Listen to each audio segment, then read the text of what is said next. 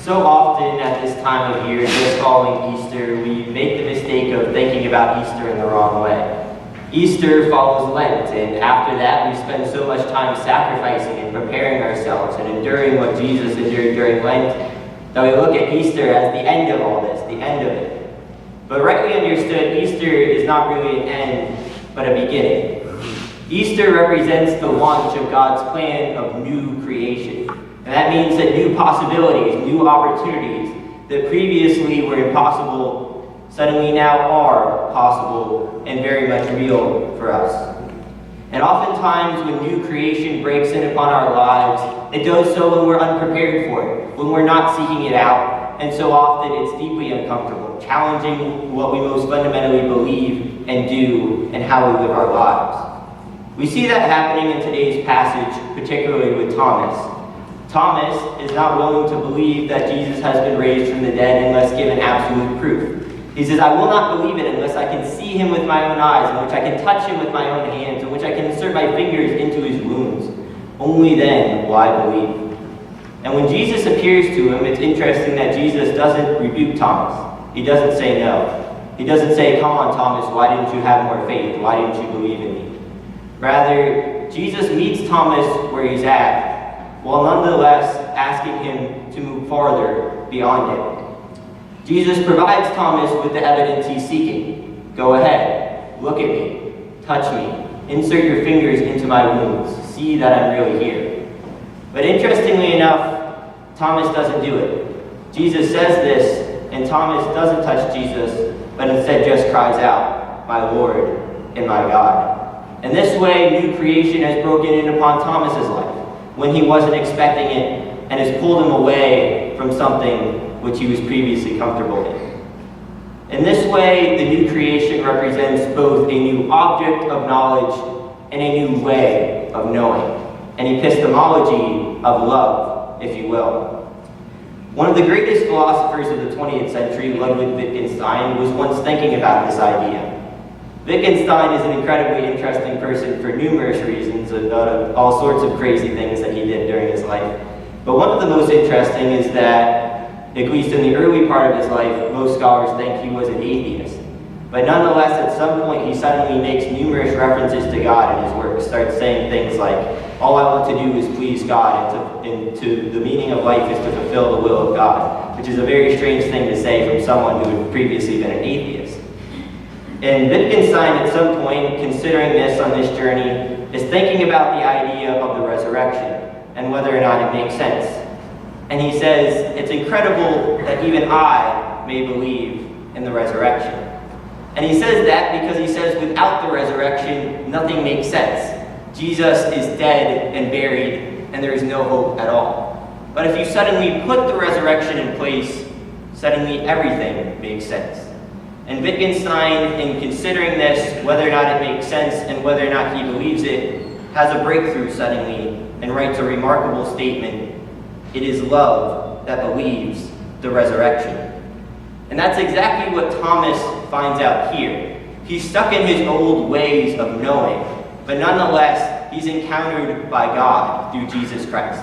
Because God is love, it is through encountering Christ, through encountering God in that moment, that Thomas comes to terms with the love of God, finds himself overwhelmed by it, and leaves his previous thoughts behind to move on to the new world, to the new creation. And so often the same can happen in our own lives day to day. We have to always be open to new creation breaking through in our lives, challenging everything we previously lived and did, and moving us forward into something more. Notice Jesus doesn't simply rebuke Thomas and pull him along nonetheless. Rather, Jesus meets Thomas where he's at, but in so doing pulls him farther. Not in saying what he was doing was completely wrong, but rather that there's something more, further, and inviting him to move exactly to that. And it's through the new creation breaking in our lives and opening up new possibilities and events that prepares us for our task of mission. It's Jesus' giving of the Holy Spirit that makes mission possible. When he says, receive the Holy Spirit. And right before that, he says, as the Father sent me, so I am sending you.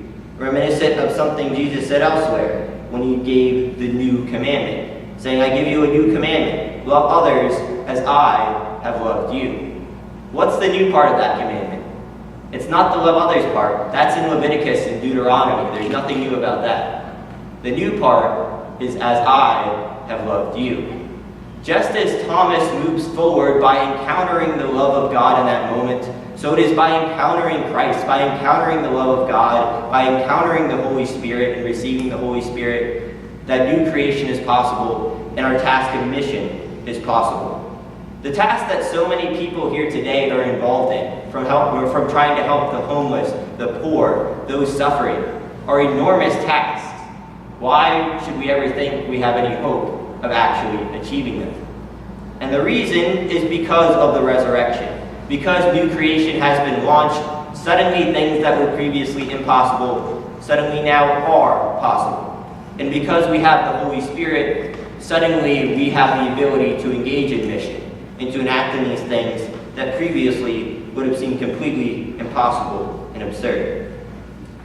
I want to finish today by a final story of how someone experienced the new creation breaking in on his life. Archbishop John Marie Lutinger was the Archbishop of Paris from 1980 until 2005, and he was known for often telling this story. The story of three young boys who were deciding to play a trick one day and have a joke, went into confession, and decided to confess all these made-up sins to sort of play a joke and have a laugh. So the first two had gone and been on their way, and the third was still going. And when he finished, the priest, realizing what he was doing, said he was going to give him a penance.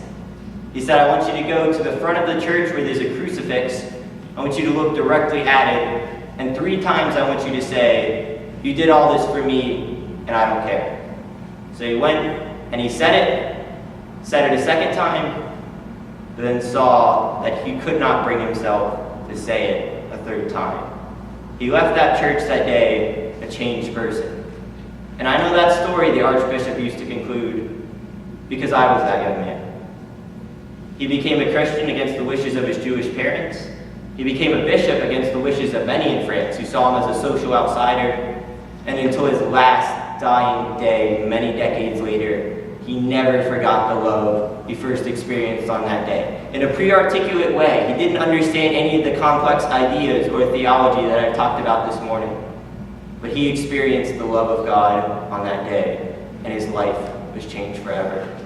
And it was on that day that he learned that it is love that believes the resurrection.